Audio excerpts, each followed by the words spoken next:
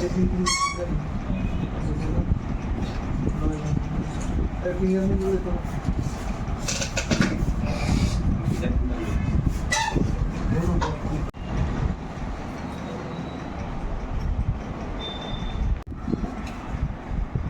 একটু হয়ে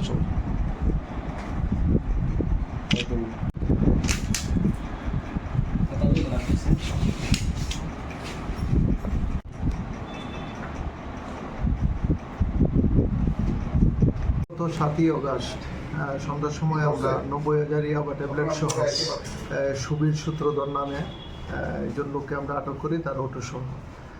পরবর্তী সময় তাকে ইন্টারোগেশন করে আমরা জানতে পারি এই সুবীর সূত্রধর সঞ্জয় সূত্রধরের বাড়ি থেকে এই ইয়াবা ট্যাবলেটগুলি নিয়ে এসেছিল।